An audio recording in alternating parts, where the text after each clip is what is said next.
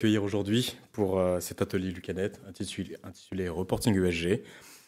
Révolutionnez votre reporting avec efficacité, conformité et tranquillité. Présentation rapide pour moi. Donc je suis Mickaël Amoussou, ingénieur d'affaires senior chez Lucanet. Et avant de rejoindre l'équipe Lucanet, j'ai passé plus de 10 ans au sein de direction financière, soit de grandes entreprises, y compris des groupes cotés et des organisations de classement de Fortune 500. Ces expériences m'ont permis de développer une expertise approfondie dans la gestion financière, en particulier dans les environnements complexes et soumis à des exigences réglementaires strictes telles que l'IFRS ou aujourd'hui la CRDC. Aujourd'hui, chez Lucanet, je me concentre notamment sur l'accompagnement des entreprises dans l'intégration des reporting ESG, en les aidant à relever des défis de conformité, de transparence et de reporting grâce à nos solutions innovantes.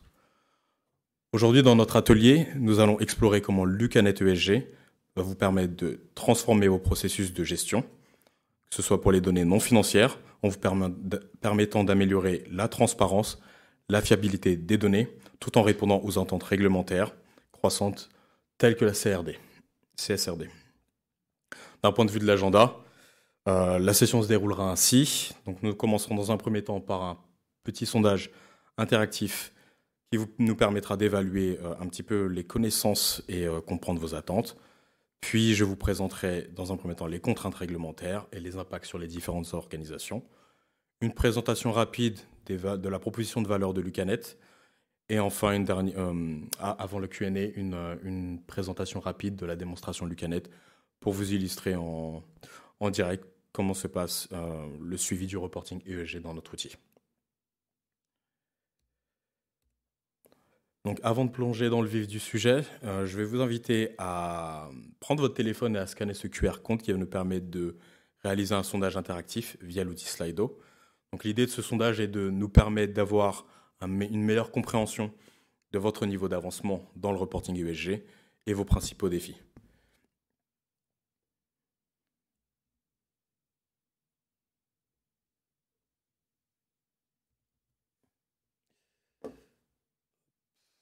Alors, déjà pas mal de réponses. Première question, principal défi que vous rencontrez dans la collecte de données au sein de votre organisation. Et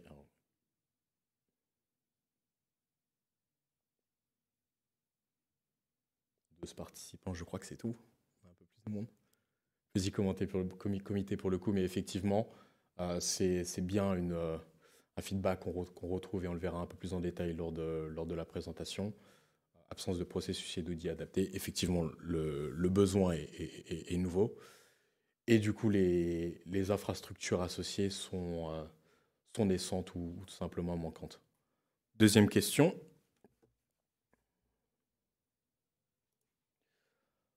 À quel stade est votre organisation dans la mise en place d'un reporting ESG conforme aux nouvelles régulations, que ce soit la CSRD ou la taxonomie européenne?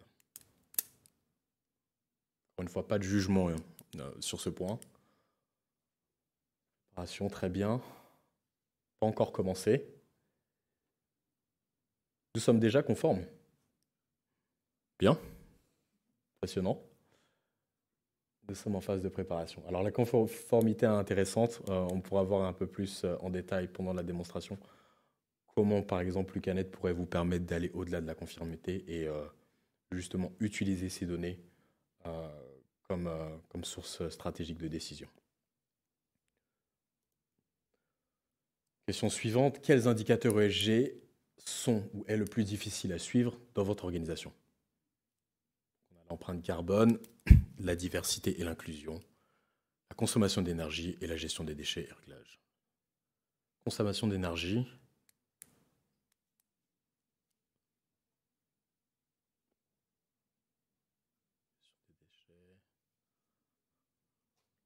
L'empreinte carbone semble être un sujet qui est plutôt bien maîtrisé par l'audience. Je vais laisser quelques secondes de plus pour les derniers participants. Gestion des déchets et recyclage. Très bien. Question 4. Votre organisation utilise-t-elle actuellement un logiciel dédié pour automatiser la production des rapports ESG? On a vu un peu plus tôt que certains d'entre vous sont déjà conformes. Effectivement, est-ce que le processus est manuel ou automatisé? Déjà en projet.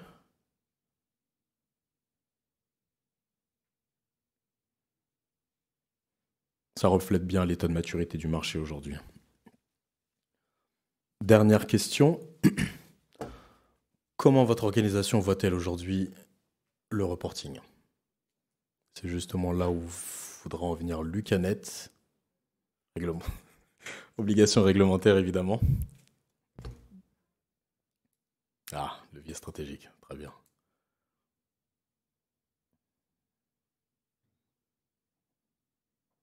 D'accord, un peu d'espoir tout de même pour l'ESG.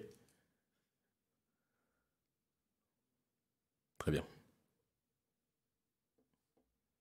Je crois que c'était la dernière question. Ce sera pour le next step, Bérangère.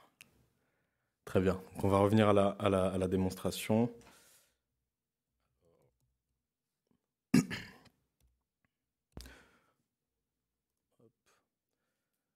Donc aujourd'hui, le reporting, on l'a vu un petit peu sur la base des feedbacks que vous avez fournis durant ce sondage, mais le reporting ESG, donc l'environnement, le social et le gouvernemental, et la gouvernance, pardon, ne relève plus simplement d'une simple démarche volontaire ou d'une bonne pratique. Donc il est devenu impératif de prendre ça comme un lien stratégique pour les entreprises, dicté par trois forces majeures. Nous avons dans un premier temps la pression réglementaire, vous l'avez vu, vous l'avez expliqué vous-même, qui s'intensifie avec des régulateurs qui imposent des obligations de transparence qui vont aujourd'hui au-delà des simples rapports financiers. De même, dans un second temps, nous avons des attentes des investisseurs qui évoluent, avec une demande croissante pour des données ESG claires, qui seront claires, fiables et considérées comme des indicateurs clés de performance. Donc on ne va plus uniquement considérer le compte de résultat et le bilan, mais les éléments de ESG vont venir être un indicateur supplémentaire pour évaluer la performance de l'entreprise. Et enfin, les consommateurs eux-mêmes, qui de plus en plus deviennent conscients des enjeux environnementaux et sociaux, qui exigent des entreprises qu'elles agissent en citoyens responsables. Donc ainsi, le reporting ESG aujourd'hui s'impose comme un véritable levier de différenciation compétitive dans un marché qui peut être saturé et une condition essentielle pour assurer la pérennité de l'activité. Il ne s'agit plus uniquement de cocher des cases, on le verra bien sûr pendant la présentation, mais aussi de structurer une approche stratégique qui aligne performance financière avec les objectifs ESG pour répondre à des défis et saisir les opportunités du XXIe siècle. Donc, petit rappel pour l'ESG, j'imagine que vous avez déjà eu pas mal d'informations là-dessus. Donc je ne vais pas passer trop de temps dessus, mais finalement l'ESG, environnement social et gouvernance, est désormais, comme je le disais, plutôt un cadre stratégique qui va venir se décomposer en trois principaux éléments. Donc, d'un point de vue environnemental, on va avoir un objectif de réduction de l'empreinte écologique.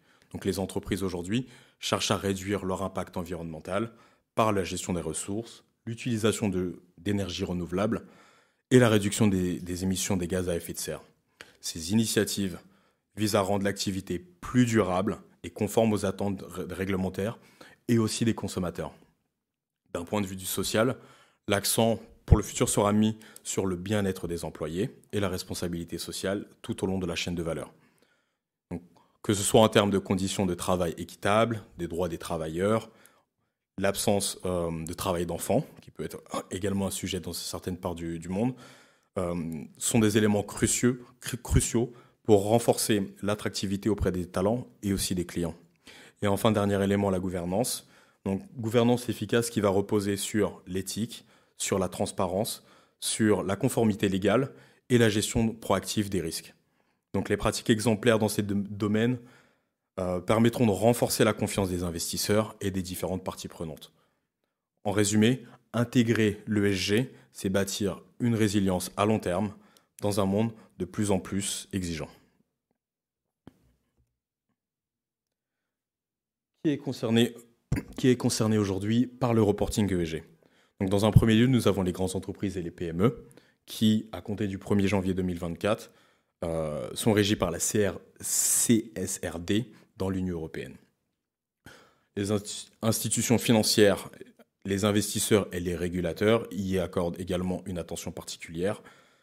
Et en parallèle, vous avez les entreprises de toute taille qui ressentent une pression croissante de la part des clients, des partenaires et des employés pour démontrer leur engagement en matière de durabilité. Donc à partir du 1er janvier 2024, nous avons toutes les sociétés cotées de plus de 500 employés. De même, à partir de janvier 2025, nous aurons les grandes entreprises et les ETI. Et en fonction des différents seuils, donc deux critères à passer, donc plus de 250 employés, un bilan total au-delà de 25 millions d'euros ou un chiffre d'affaires supérieur à 50 millions. Enfin, pour le dernier élément, donc à partir du 1er janvier 2026, le cadre de l'ESG va vraiment s'agrandir et va concerner aussi les TPE et PME qui seront cotés. Donc, plus de 10 employés, un bilan total qui peut être supérieur à 450 000 euros ou un chiffre d'affaires supérieur à 900 000. Donc, dans l'espace de 2 ans, finalement, on aura une part majeure des entreprises sur le marché européen qui seront concernées et impactées par le reporting ESG. Et donc la question, c'est quelles sont les normes qui régissent justement ce paysage ESG. Donc nous avons les principales, donc la CSRD, qui va concerner la transparence réglementée. Donc elle va imposer aux grandes entreprises et aux PME cotées en Europe de divulguer les données d'ESG standardisées, rendant les rapports comparables et fiables pour les parties prenantes, similaires à l'IFRS par exemple pour les données financières. L'ESRS qui va permettre de mettre en place un cadre de divulgation et qui va définir des exigences détaillées pour le reporting ESG couvrant les aspects environnementaux, sociaux et de gouvernance. Elles vont permettre d'assurer une approche claire et structurée de la durabilité.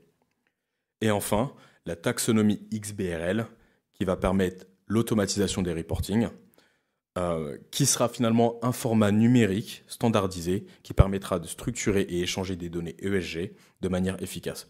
Il permettra de faciliter l'automatisation et améliorer la fiabilité du reporting. Qu'en est-il de la comptabilisation des gaz à effet de serre, qui est bien souvent l'élément phare du sujet de la sustainability. Et donc, ces gaz à effet de serre reposent sur 2 normes robustes, comme le Greenhouse Gas Protocol, qui structure les émissions en 3 catégories. Nous aurons le scope 1, qui va concerner les émissions directes produites par l'entreprise. Le scope 2, qui va concerner les émissions indirectes liées à l'énergie achetée. Et enfin, le scope 3, qui viendra concerner toutes les autres émissions indirectes à travers la chaîne de la valeur. Et à l'intérieur de ce suivi, nous avons différentes normes qui vont venir imposer aux entreprises de divulguer leurs émissions de manière transparente, notamment la norme ESRS E1, qui va permettre de renforcer leur engagement climatique. De même, vous avez le protocole GES, qui sera le cadre de référence et va permettre de garantir une mesure précise des émissions alignée avec la norme ESRS E1. Et enfin, il y aura également un engagement pour la durabilité, parce qu'en adoptant ces cadres, les entreprises vont renforcer leur capacité à réduire leurs émissions, envoyant ainsi un signal fort auprès des investisseurs sur leur rôle actif dans la transition vers une économie à bas carbone. Donc, nous avons vu un petit peu, de manière générale, les éléments concernant les éléments clés du sujet ESG. Maintenant viennent les différents défis clés de ce reporting. Et donc les principaux défis vont tourner autour de 3 principaux niveaux. Les éléments technologiques, donc on l'a vu un peu plus tôt lors du sondage, qui faisait partie des éléments de réponse, opérationnels et conformité. Donc pour ce qui va concerner de l'angle technologique, finalement, les entreprises vont devoir s'équiper d'infrastructures numériques robustes pour collecter, traiter et analyser des volumes croissants de données ESG. Donc ça revient un peu plus tôt sur vos réponses dans le sondage. Finalement, beaucoup d'entre vous n'ont aujourd'hui pas les éléments ou l'infrastructure nécessaire pour une collecte de données fiable et automatisée. De même, l'intégration des systèmes existants avec des nouveaux outils de reporting représentera un défi majeur en termes de comptabilité et d'interopérabilité.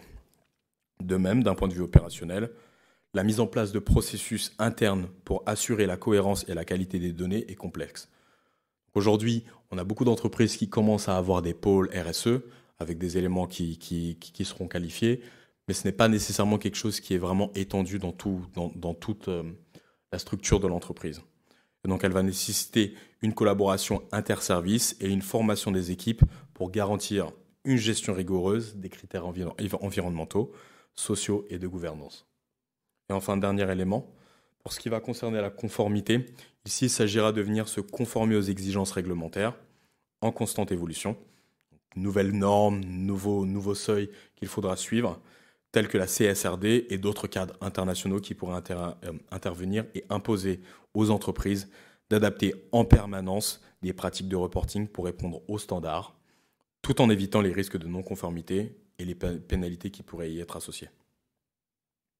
Et ça se reflète un petit peu dans les chiffres que nous avons pu collecter auprès des différents professionnels, puisqu'aujourd'hui, par exemple, les responsables RSE nous disent, d'après Gartner, que 40% de leur temps est consacré à la collecte de données de sources diverses. Donc on l'a vu, plusieurs éléments qui devraient être suivis, que ce soit la diversité, l'inclusion, les éléments de gaz à effet de serre, ce qui demande un travail non seulement de collecte, mais aussi en tout cas de contrôle et de s'assurer que les informations qui seront ensuite transmises sont bien en conformité avec la réglementation.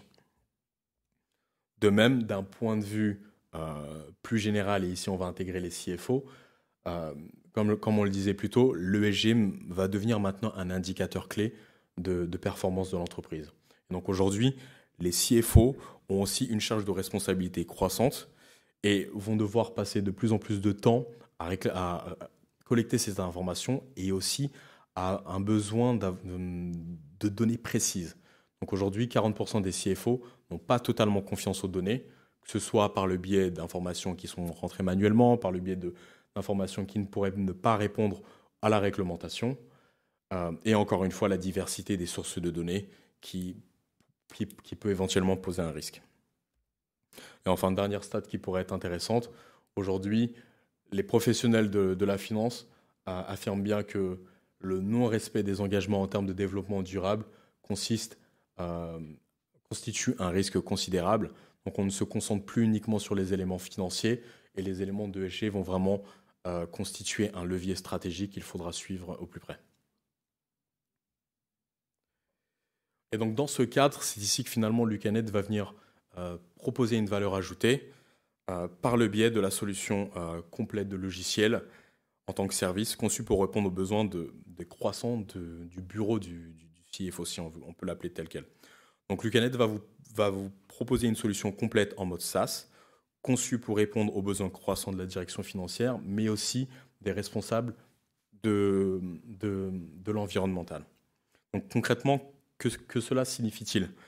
Donc le schéma ici présente les différentes fonctionnalités, en tout cas les principales fonctionnalités, et l'étendue de l'offre incluse dans notre solution. Donc vous avez par exemple les éléments de consolidation et de planning financier, les éléments de ESG reporting qu'on va voir un peu plus tôt, mais aussi les éléments de disclosure management qui vont vous permettre de venir regrouper les informations que vous allez collecter, que ce soit pour les éléments financiers ou pour les éléments de ESG, dans un seul rapport annuel qui pourra lister les éléments financiers et non financiers. Ici, l'idée est que notre solution est pensée pour simplifier et automatiser les tâches critiques, tout en garantissant une visibilité complète. Donc, depuis cette plateforme, vous aurez la possibilité d'avoir une idée claire de l'état de santé de l'entreprise et des différents objectifs qui ont été nommés. En offrant une vue d'ensemble unifiée, nous permettons donc à la direction financière et à ces différentes parties prenantes de se concentrer sur les décisions stratégiques éclairées et de mieux répondre aux exigences réglementaires en attente et des attentes des parties prenantes, justement. Et donc, cette solution va venir couvrir une partie significative des besoins du bureau du CFO. Donc, nous offrons une solution complète et intégrée qui va répondre aux besoins stratégiques des directions financières. La plateforme du CFO est conçue pour centraliser et simplifier la gestion financière tout en assurant une prise de décision rapide et basée sur les données fiables. Donc ici, en consolidant les processus tels que le reporting financier qui sera dans la consolidation et la planification, mais aussi les éléments maintenant d'ESG, nous allons pouvoir créer une approche unique et holistique de la vision financière et en tout cas de la vision de la société. L'intégration de l'ESG dans notre plateforme renforce l'idée que la durabilité n'est plus juste un enjeu d'ordre réglementaire, mais aussi fait partie intégrante de la gestion de l'entreprise. Et donc ici, grâce à Lucanet, le CFO ainsi que les responsables RSE peuvent non seulement piloter la performance de l'entreprise, mais également s'assurer de la conformité ESG, garantissant ainsi une transparence totale vis-à-vis, encore une fois, des parties prenantes et des régulateurs. Notre solution permet une gestion unifiée des indicateurs financiers et non financiers, consolidant ainsi les données d'ESG dans le processus traditionnel de reporting. Donc on le verra dans le disclosure management, mais finalement les éléments d'ESG vont venir s'intégrer aux éléments financiers. En somme, Lucanet positionne le CFO, mais aussi maintenant le responsable RSE, comme acteurs centraux, capables de piloter à la fois la performance économique et la durabilité, tout en simplifiant la complexité croissante des obligations de reporting. Et donc, en pratique, notre solution va venir vous fournir des rapports ESG, si on se concentre sur les éléments de durabilité, qui seront efficaces et simplifiés grâce à Lucanet. Donc, d'une part, dans un premier temps, la facilité d'utilisation. Donc, Lucanet vous offre une interface intuitive qui permet aux utilisateurs de générer des rapports ESG sans complexité technique, on le verra un peu plus tard, rendant le processus accessible à tous les services concernés. De même, en termes de flexibilité et d'automatisation, la solution vous permettra de vous adapter aux besoins spécifiques de chaque entreprise avec des processus automatisés pour la collecte et la consolidation des données ESG, garantissant ainsi une mise à jour en temps réel et une réduction des erreurs manuelles. Ici, l'objectif, c'est vraiment de réduire au maximum les inputs, en tout cas les entrées manuelles, dans le processus de reporting. Enfin, d'un point de vue d'expertise, donc avec Lucanet, vous bénéficiez d'une solution développée par des experts en finance et en durabilité, assurant la conformité aux différentes normes réglementaires, que ce soit les plus récentes, et la fiabilité des informations ESG transmises aux parties prenantes. Et donc, voilà un petit peu la chaîne de valeur complète de l'ESG, et ainsi que l'écosystème de partenaires qui nous permet de fournir à nos clients cette proposition de valeur. Donc, pour les éléments 1 et 2, ce seront principalement aujourd'hui nos partenaires qui viendront fournir ces éléments d'analyse, que ce soit les éléments d'impact et de stratégie d'établissement des rapports, et l'analyse de la matérialité. Donc, pour ce qui va concerner de la stratégie, l'objectif étant d'aborder efficacement les exigences ESG qui sont très volatiles, il est essentiel de commencer par une stratégie bien définie. Donc chez Lucanet, nous collaborons donc avec un vaste réseau de partenaires mondiaux, incluant des experts en durabilité, pour guider et conseiller nos clients. Ici, le cadre stratégique permet aux entreprises d'intégrer les objectifs ESG dans leur planification globale. De même, en ce qui va concerner la deuxième étape, les collectes et la gestion des données, elle est souvent l'un des aspects les plus complexes du processus. Et ici, Lucanet simplifie grâce à des outils qui vont accélérer, fiabiliser et centraliser la collecte de données. Et grâce à des modèles préconstruits conformes aux normes ESRS, on le verra pendant la présentation, nous facilitons finalement la mise en place d'objectifs ESG, la collecte de données et la gestion aux accès. De même, le processus inclut également des workflows d'approbation, donc plusieurs niveaux de validation pour les différents éléments qui seront créés dans le rapport ESG et un suivi en temps réel garantissant une qualité et une cohérence optimale des informations qui seront créées. De même, nos interfaces seront en mesure interfaces et d'ailleurs pour le coup les API également, permettront d'automatiser le processus, minimisant ainsi les erreurs manuelles tout en assurant un stockage sécurisé pour les besoins d'audit futurs. D'un point de vue des analyses des KPI, finalement, Lucanet va vous permettre d'avoir une surveillance complète des KPI ESG en incluant des fonctionnalités avancées de calcul d'indicateurs de performance, de cartographie des taxonomies et d'analyse. Nos capacités incluent également le calcul des émissions de gaz à effet de serre pour les scopes de 1 à 3, permettant une évaluation rigoureuse des impacts environnementaux selon les différents protocoles les plus reconnus. D'un point de vue du reporting, La solution permet de garantir des rapports conformes, actualisés et adaptés aux derniers standards du secteur. Donc ici, il ne sera plus nécessaire finalement de venir suivre, avoir une veille constante des différents éléments. Lucanet se chargera de ça. Donc, grâce à l'automatisation des workflows et du reporting et l'utilisation de modèles standardisés, les entreprises peuvent produire des rapports prêts à l'impression avec un minimum d'efforts. De même, l'intégration de la technologie XBRL va permettre un balisage et une conformité parfaite des rapports aux exigences réglementaires, en particulier pour la CSRD.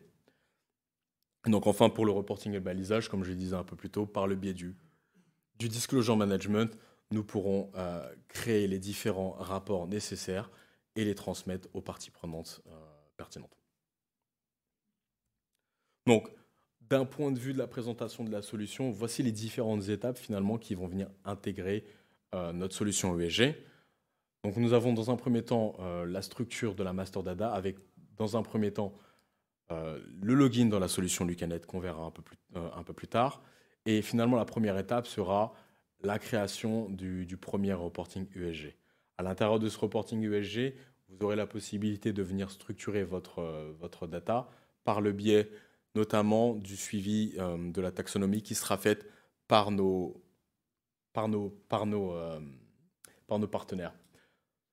De même, une fois que le reporting sera créé, il faudra alimenter le questionnaire sur la base des différents feedbacks que vous aurez reçus par les partenaires. Derrière, il y aura un exercice de collecte et d'approbation des informations, l'agrégation des données et enfin, pour le disclosure management, la compilation et l'envoi aux différentes parties prenantes. Donc, passons maintenant à la démonstration de notre solution. Pour ce faire, je vais venir rentrer ici dans la solution.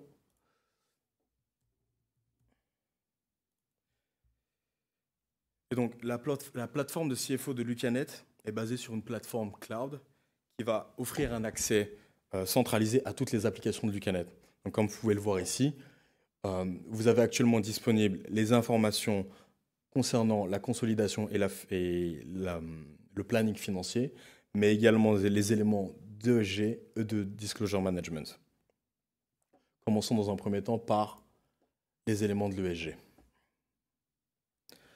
Donc la première étape finalement sera de venir créer un nouveau rapport. Comme vous pouvez le voir ici, dans cet exemple, j'ai une vue finalement d'administrateur qui me permet d'avoir une vision complète de l'ensemble des éléments dans l'organisation. Si vous le souhaitez, vous avez la possibilité de créer un nouveau rapport qui va venir ensuite avoir un nom qu'on pourrait appeler par exemple ESG Produrable avec une période qui sera fin 2024 et une devise de groupe. De même, la solution va vous permettre de venir gérer différentes entités au sein du groupe. Donc, dans le cas de figure où vous êtes dans une structure où le rapport financier serait différent du rapport ESG, vous avez la possibilité de venir directement sélectionner les différentes entités qui seront dans votre rapport. Dans le cas contraire, il sera uniquement nécessaire de venir prendre l'ensemble des éléments du groupe pour avoir un rapport annuel complet avec les éléments financiers ainsi que les éléments d'ESG. Donc ici, pour notre exemple, nous allons sélectionner deux entités. Juste deux. J'ai pas le bon angle. Yes. Et on va venir appliquer. Donc une fois que ce rapport est créé, il faudra ensuite venir y appliquer, ou en tout cas y assigner des utilisateurs. Donc dans notre exemple, j'aurai un administrateur et un collecteur de données pour chacune des entités. De même, il faudra aussi venir sélectionner un emplacement qui sera lié à l'émission des effets de serre pour les scopes 1, 2 et 3.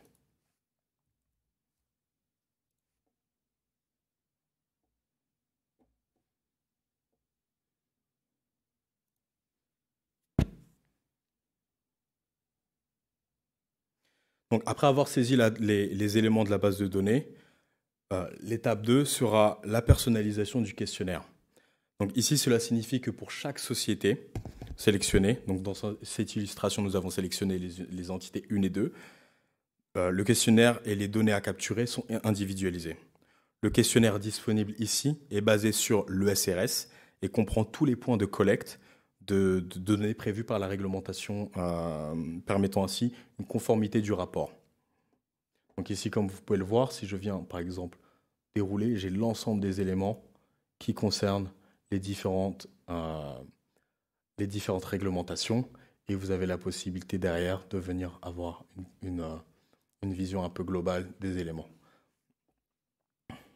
Le questionnaire contient tous les points de collecte de données et les types de réponses associées. Donc ici, par exemple, on est sur des éléments d'ordre qualitatif, donc une phrase sera nécessaire pour la réponse, mais vous pouvez aussi avoir des éléments d'ordre quantitatif, tels que des volumes, par exemple, pour les éléments de gaz à effet de serre. Donc ici, pour notre exemple, on va uniquement venir se concentrer, si je viens fermer ici, sur les éléments de la donnée environnementale. Et nous allons sélectionner.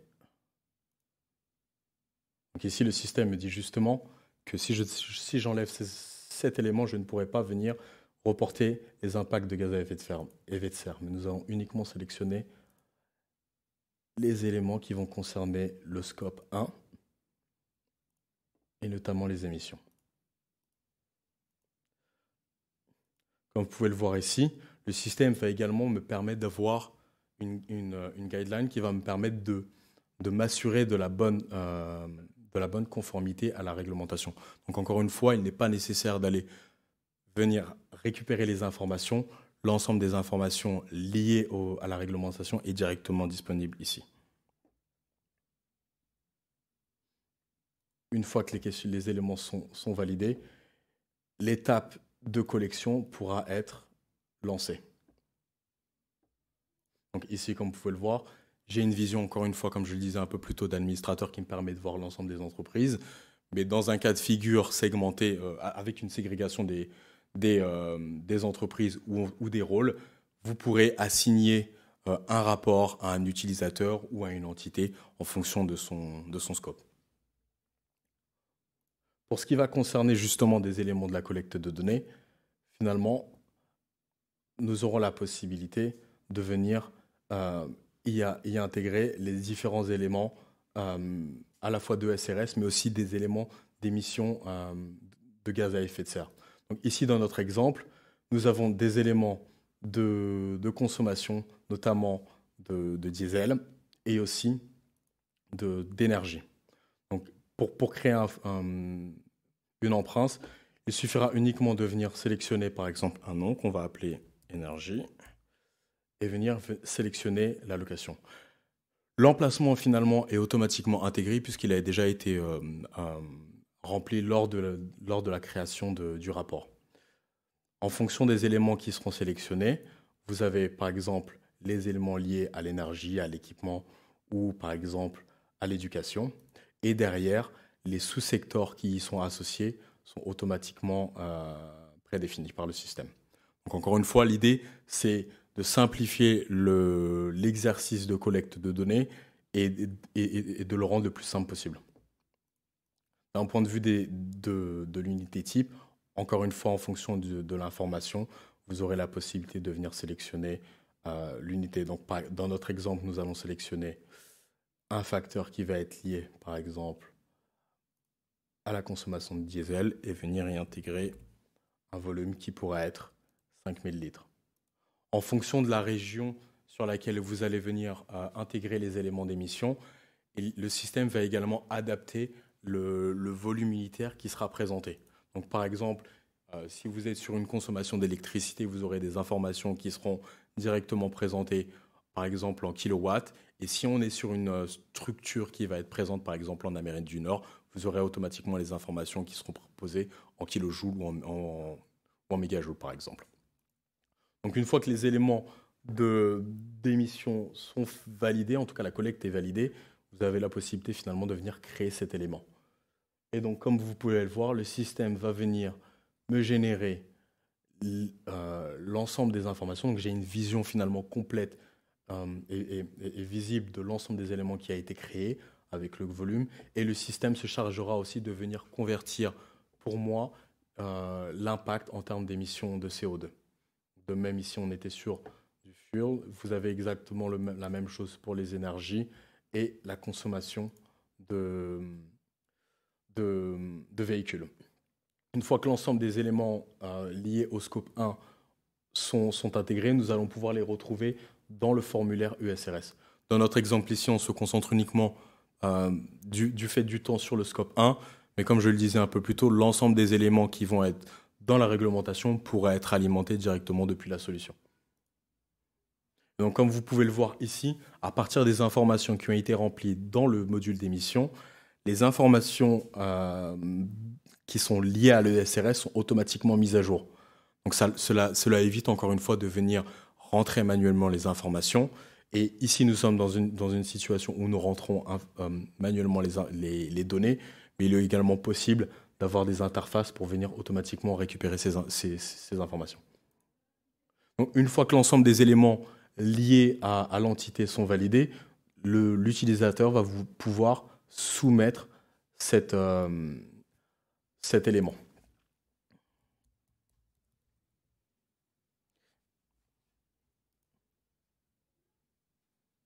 Et donc voilà finalement une vision un peu globale du rapport avec pour le coup les éléments qui sont renseignés pour les impacts de E1 et derrière encore une fois une vision qui vous permet d'avoir les éléments de guideline et la réglementation associée. Donc ici dans une vision globale, j'ai la possibilité finalement de voir les différents statuts qui sont au sein de mon entité. Donc, par exemple, pour l'élément que nous venons de créer, nous allons pouvoir finalement approuver cet élément.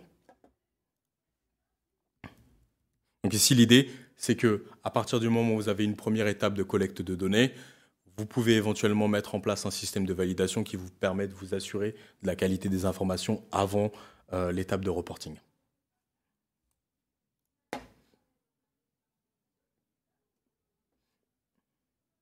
Donc, une fois approuvée, finalement, cette information va être disponible directement dans notre rapport ESG qui pourra être accessible depuis le Disclosure Management.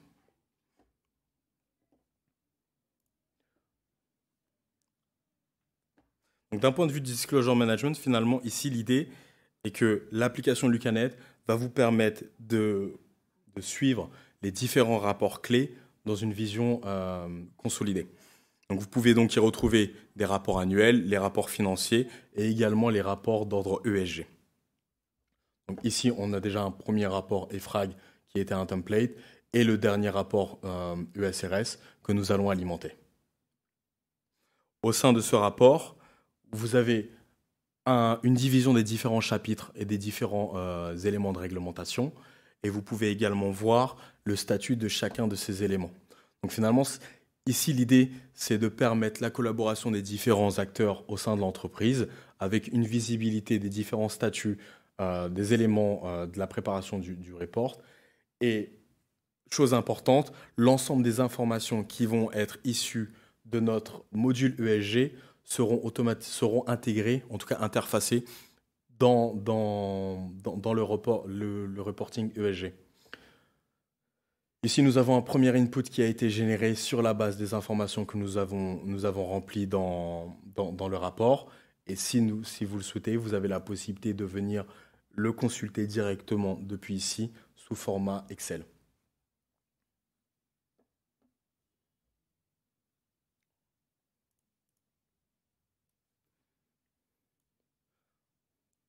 Donc ici, on retrouvera les éléments qui auront été générés dans les éléments de ESG. Et nous avons une vision finalement complète des différents éléments de scope qui seront relevants qui seront pertinents pour chacune des entités, avec une vision par exemple 2024-2023 et une comparaison par rapport à l'année. Ce qu'il faut également remarquer ici, c'est que le fichier Excel va automatiquement venir intégrer le marquage XBRL et également un lien qui sera directement intégré pour le rapport dans le fichier Word. Donc ici, si je viens vous présenter le fichier Word associé, le système va venir finalement intégrer les éléments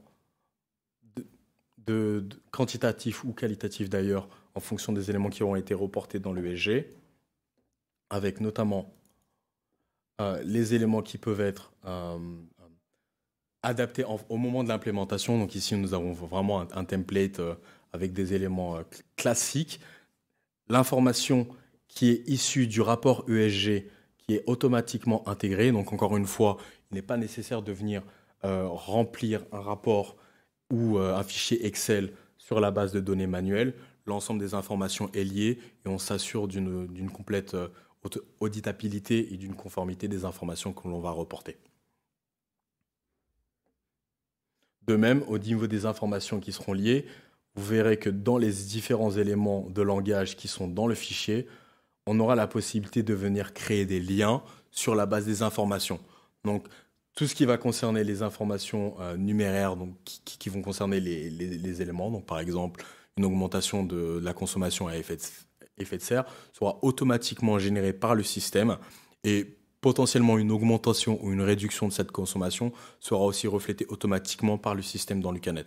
Donc l'ensemble d'exercices de commentaires et de suivi des informations qualitatives pour les refléter dans le rapport sera également prise en charge par Lucanet.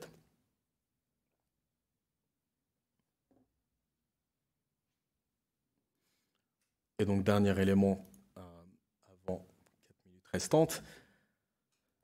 Une fois que ce rapport est finalement finalisé, nous aurons la possibilité de venir générer une version consolidée de l'ensemble des différents chapitres. Donc, ici, on a les différents statuts, comme je le disais un peu plus tôt, de chacun des chapitres. Une fois que ces éléments-là seront finalisés, on aura la possibilité de venir créer la version finale qui sera ensuite transmise auprès des différentes parties prenantes. Nous avons également, comme je le disais un peu plus tôt, le suivi, le marquage XBRL qui peut être automatisé. Et dernier élément important, c'est que cet exercice de création de rapports et d'alimentation des éléments d'ESG est finalement un exercice, un effort qui sera uniquement initial, puisqu'ensuite Lucanet va vous permettre d'avoir un exercice de roll forward. Donc ici, l'idée est de reprendre le rapport, par exemple, de 2024 pour venir l'intégrer dans notre exercice de 2025. Si je vais uniquement venir créer cet élément, venir le placer sur l'année suivante et venir uniquement, si je ne prends pas, par exemple, les targets qui ont été fixés, venir placer l'année en cours sur l'année précédente pour venir générer une copie. Et donc le système en arrière-plan va venir me créer un nouveau rapport qui va venir reprendre, si je reviens sur le disclosure management, qui va venir reprendre l'ensemble des éléments qui étaient dans l'année 2025. Et si l'on ouvre par exemple un des exemples sur ce fichier Word qui va concerner la chaîne de valeur, nous aurons finalement les éléments qui vont concerner 2024 qui seront automatiquement placés sur l'année précédente et les éléments de 2025 qui seront automatiquement disponibles pour la mise à jour et le nouvel exercice d'alimentation des informations qui pourra être à nouveau disponible. Donc voilà un peu de manière générale comment fonctionne l'outil Lucanet et la déclaration des éléments de ESG.